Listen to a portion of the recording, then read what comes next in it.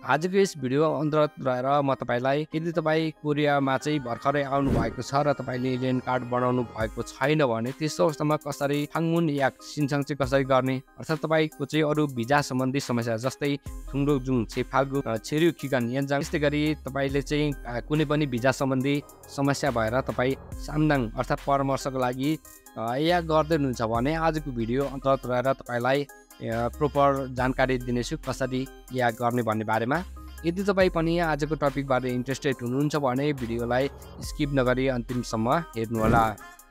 सबैभन्दा पहिले साथीहरु तपाई जान्नुपर्नुहुन्छ तपाईको मोबाइलमा भएको कुनै पनि ब्राउजरले ओपन गर्नु होला। सिम्पली मैले ओपन गरे। यसरी ओपन गरिसकेपछि तपाईले सर्च बारमा टाइप गर्नुपर्ने हुन्छ हाई कोरिया भनेर टाइप गर्नु होला। सिम्पली म टाइप गर्छु। यसरी टाइप गरेर सर्च गरिसकेपछि तपाईले सबैभन्दा फर्स्टमा देख्न सक्नुहुन्छ हाई कोरियाको वेबसाइट। सिम्पली यसमा टच गर्नु होला।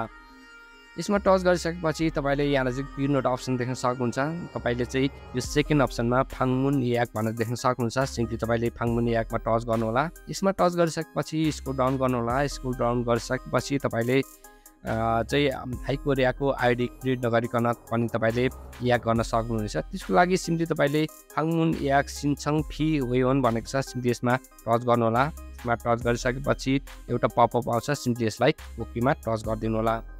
यदि गरिसकेपछि तपाई कोरिया चाहिँ भर्खरै आउनु भएको छ र तपाईसँग एलियन कार्ड छैन र तपाई एलियन कार्डको लागि अर्थात् ओयुगिङ थुङडोजुङको लागि तपाई सिन्चङ गर्दै हुनुहुन्छ भने अर्थात् 방문예약 सिन्चङ गर्दै हुनुहुन्छ भने त्यस्तो अवस्थामा तपाईले पासपोर्टबाट गर्नुपर्ने हुन्छ। पासपोर्टबाट गर्नको लागि भने सिम्पली तपाई यहाँ देख्न सक्नुहुन्छ इकोन बन्नु सिन्चङ इन्चुङ भनेको छ। यसमा टच गर्नु होला। यसमा टच गरिसकेपछि तपाईले यहाँ चाहिँ आफ्नो पासपोर्ट नम्बर राख्नु होला। त्यसपछि यहाँ चाहिँ गिथा भनेर देख्न सक्नुहुन्छ। गिथामा टच गर्नु होला। गिथामा टच गरिसकेपछि का सन्तेक भनेको छ। सिम्पली यसमा टच गर्नु होला। त्यसपछि अलिकति स्क्रोल डाउन गर्नु होला। स्क्रोल डाउन गरिसकेपछि नेपाल भनेर देख्न सक्नुहुन्छ। नेपालमा टिक मार्क लाउनु होला। त्यसपछि डन गरिदिनु होला। डन गरिसकेपछि त्योभन्दा तलतिर देख्न सक्नुहुन्छ सेङ्गन ओल्ड इल भनेको छ। तपाईको डेट अफ बर्थ राखिदिनु होला। म र्यान्डमली टाइप गरिदिन्छु। त्यसको लागि सिम्पली तपाईले क्यालेन्डर देख्न सक्नुहुन्छ। यो क्यालेन्डरमा टच गर्नु होला। त्यसपछि तपाईले यहाँ चाहिँ आफ्नो डेट अफ बर्थ सिलेक्ट गर्नु होला। सिम्पली म र्यान्डमली सिलेक्ट गर्दैछु। यदि गरिसकेपछि अलिकति स्क्रोल डाउन गर्नु होला। स्क्रोल डाउन गरिसकेपछि तपाईले यहाँ नजिक क्याप्चा देख्न सक्नुहुन्छ। यो क्याप्चालाई जस्ताको तस्तै त्योभन्दा तलतिर यहाँ नजिक टाइप गर्नु होला। टाइप गरेर लगिनमा टच गरिदिनु होला। र लगिनमा टच गर्नुभन्दा पहिले चाहिँ साथीहरु म तपाईसँग ओइगुकिङ थुङडोजुङ छ र तपाई चाहिँ भिजा सम्बन्धी परामर्शको लागि तपाई 방문예약 गर्दै हुनुहुन्छ भने त्यस्तो अवस्थामा कसरी गर्ने भन्ने बारेमा सिकाउँदैछु। किनकि यो भन्दाको अगाडिको प्रोसेस एउटै हुने भएकोले त्यसको लागि सिम्पली अलिकति स्क्रोल डाउन गर्छु। स्क्रोल डाउन गरिसकेपछि यहाँ देख्न सक्नुहुन्छ सिनोन इन्चुङ भनेर देख्न सक्नुहुन्छ। सिम्पली यसमा टच गर्नु होला। यसमा टच गरिसकेपछि तपाईले दुईवटा अप्सन देख्न सक्नुहुन्छ। यदि तपाईकोमा हाङगुकिनमा आएको छ भने यो अप्सनमा छ भने तपाईले ओइगुकिनमा राखिदिनु होला। यदि गरिसकेपछि तपाईले थुङडोक खन्सो बन्नु भनेको छ। सिम्पली तपाईले यहाँ चाहिँ एलियन कार्डको नम्बर राख्नुपर्ने हुन्छ। अगाडिको डेट अफ बर्थ राखिदिनु होला र त्योभन्दा पछाडिको तपाईको एलियन कार्ड नम्बर राखिदिनु होला जस्ताको तस्तै। यसरी राखिसकेपछि त्योभन्दा तलतिर देख्न सक्नुहुन्छ फाल्गुक इल्चा भनेर देख्न सक्नुहुन्छ। फाल्गुक इल्चामा चाहिँ तपाईको एलियन कार्डको अगाडिपट्टि हुन्छ जुन त्यहाँ नजिक फाल्गुक इल्चा अर्थात् इस्यु डेट रहेको हुन्छ त्यो जस्ताको तस्तै राख्नुपर्ने हुन्छ। त्यसको लागि सिम्पली तपाईले यो क्यालेन्डरमा टच गर्नु होला। क्यालेन्डरमा टच गरिसकेपछि यहाँबाट तपाईले सिलेक्ट गर्न सक्नुहुन्छ कहिले फाल्गुक गर्नु भएको थियो त्यो सिलेक्ट गर्नु होला। सिम्पली मैले राख्दिए। त्यसपछि तपाईले त्योभन्दा तलतिर इब्रेक वागिन भनेर देख्न सक्नुहुन्छ। इब्रेक वागिनमा चाहिँ यहाँ चाहिँ क्याप्चा छ जुन क्याप्चालाई चाहिँ जस्ताको तस्तै राखिदिनु होला।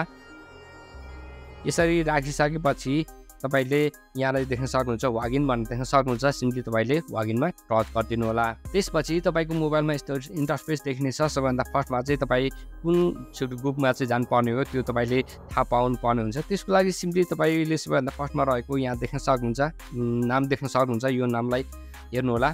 त्यसपछि त्योभन्दा तलतिर यो दुईवटा अप्सन रहेको छ। दुईवटा अप्सन मध्ये माथिल्लो अप्सनमा टच गर्नुभयो भने तपाई चाहिँ परामर्शको लागि जाँदै हुनुहुन्छ भने तपाईले यहाँबाट सिलेक्ट गर्न सक्नुहुन्छ। त्यसको लागि सिम्पली तपाईले माथिल्लो अप्सनलाई टच गरिसकेपछि यहाँ नजिक सामदाङ भनेर देख्न सक्नुहुन्छ। सिम्पली यसमा टच गर्नु होला।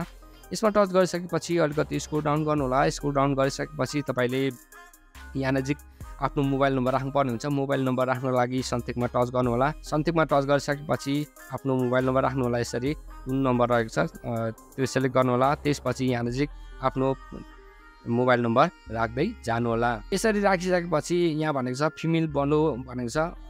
यहाँ चाहिँ तपाईले 4 डिजिटको चाहिँ अङ्क राख्नुपर्ने हुन्छ। त्यसको लागि तपाईले आफ्नो मोबाइलमा भएको लास्टमा भएको 4 डिजिटको अङ्कलाई राखे पनि हुन्छ। म त्यही गर्छु। यति गरिसकेपछि तपाईले फाङमुन इल्चा अर्थात् तपाई कहिले फाङमुन गर्न जाँदै हुन्छ त्यसको लागि सेलेक्ट गर्नुपर्ने हुन्छ। त्यसको लागि सिम्पली यहाँ नजिक क्यालेन्डर देख्न सक्नुहुन्छ। यो क्यालेन्डरमा टच गर्नु होला। क्यालेन्डरलाई टच गरिसकेपछि तपाईले एउटा डेटलाई सेलेक्ट गर्नु होला। सिम्पली मैले यो डेटलाई सेलेक्ट गरेँ। त्यसपछि तपाईले त्योभन्दा तलतिर कति बजेको समयमा चाहिँ जाने हो त त्यो तपाईले यहाँ सेलेक्ट गर्न सक्नुहुन्छ। जुनमा ब्ल्याक भएको छ त्यो ब्ल्याक चाहिँ तपाईले यहाँ गर्न सक्नुहुन्न। त्यो समय चाहिँ ब्ल्याक भइसकेको छ र तपाईको त्यहाँ नजिक जुन यहाँ नजिक खाली रहेको छ यिनीहरूलाई चाहिँ सेलेक्ट गर्न सक्नुहुन्छ। ब्ल्याक नभएकोलाई सिम्पली मैले 11 बजेकोलाई सेलेक्ट गरेँ। त्यसपछि यहाँ नजिक फाङमुन इल्चालाई हामीले सेलेक्ट गरिसकेपछि यहाँ नजिक केही टाइप गर्न सक्नुहुन्छ। तपाईको के रिजन हो त त्यो पनि टाइप गर्न सक्नुहुन्छ। त्यसपछि तपाईले सिन्चङ भनेर देख्न सक्नुहुन्छ। सिम्पली तपाईले सिन्चङमा टच गर्नुपर्ने हुन्छ र यहाँ नजिक सिन्चङ भनेर देख्न सक्नुहुन्छ। सिन्चङमा टच गर्नुभन्दा पहिले अलिकति स्क्रोल डाउन गर्नु होला। स्क्रोल डाउन गरिसकेपछि तपाईको यहाँ नजिक तल अप्सनमा देख्न सक्नुहुन्छ छेरु हगा सिन्चङ भनेर देख्न सक्नुहुन्छ। यसमा टच गर्नु होला। यसमा टच गरिसकेपछि तपाई चाहिँ भर्खरै आउनु भएको छ र तपाईले चाहिँ एलियन कार्ड बनाउन जाँदै हुनुहुन्छ अर्थात् तपाईको वैकुकिङ ठुङरुकजुङ बनाउन जाँदै हुनुहुन्छ भने त्यस्तो अवस्थामा यहाँ नजिक टच गरेर वैकुकिङ ठुङरुकजुङमा टिक मार लगाइदिनु होला अर्थात् टच गर्नु होला। र यहाँ नजिक अरू पनि रिजनहरू रहेको छ। तपाईको कुन समस्या रहेको छ त्यो तपाईले सेलेक्ट गर्न सक्नुहुन्छ। जस्तै छेरु खिगान यन्जाङ अरू पनि रहेको छ। ठुङरुकजुङ छेफाल्गु देख्न सक्नुहुन्छ। अरू पनि रहेको छ। त्यस्तै गरी यहाँ नजिक छेरुजी फेन्ग्याङ अरू रहेको छ। धेरै अप्सनहरू रहेको छ। तपाईको रिजन चाहिँ कुन हो त त्यो फाङमुन गर्नुको त्यो एउटा टिकमार लाउनु होला। टिकमार लगाइसकेपछि तपाईले गर्नुपर्ने भनेको सेम त्यही प्रोसेस हो। यसरी एउटा रिजनलाई म सेलेक्ट गर्छु। जस्तै ठुङरुकजुङ छेफाल्गुमा टच गरेँ। त्यसपछि यहाँ नजिक देख्न सक्नुहुन्छ फाङमुन इल्चा भनेको छ। यसलाई टच गरेर मैले यहाँ एउटा कुनै पनि सेलेक्ट गर्छु। यो चाहिँ प्याक भइसकेको रहेछ। पुरै ब्ल्याक छ। अर्कोमा पनि यो जति पनि ब्ल्याक रहेको छ त्यो चाहिँ सम्पूर्ण बुक भइसकेको छ र यो दिन चाहिँ तपाईको खाली रहेछ। यहाँ नजिक जुन 10:12 र 10:12 एउटा सेलेक्ट गरेँ। त्यसपछि सिन्चङमा टच गर्नु होला। सिन्चङमा टच गरिसकेपछि सिन्चङ हासिगे सुनिका भनेको छ। सिम्पली तपाईले अगिनमा टच गरिदिनु पर्ने हुन्छ। यस्तो तरिकाबाट साथीहरु तपाईले चाहिँ भिजा सम्बन्धी केही समस्याहरू भएको छ र तपाईले चाहिँ फाङमुन या गर्दै हुनुहुन्छ भने त्यस्तो अवस्थामा तपाईले आफ्नै मोबाइलबाट सजिलैसँग यसरी गर्न सक्नुहुनेछ। आजको भिडियो कस्तो लाग्यो साथीहरु? भिडियो मन परेको छ भने लाइक गरिदिनु होला, शेयर गरिदिनु होला, सब्स्क्राइब गर्नु भएको छैन भने युनिक कुरा युट्युब च्यानललाई सब्स्क्राइब गरिदिनु होला। आगामी दिनहरुमा तपाईलाई यस्तै काम लाग्ने भिडियो ल्याउने बाचा गर्दै आजको भिडियोबाट छुट्टिन्छु। हस्त बाइ बाइ।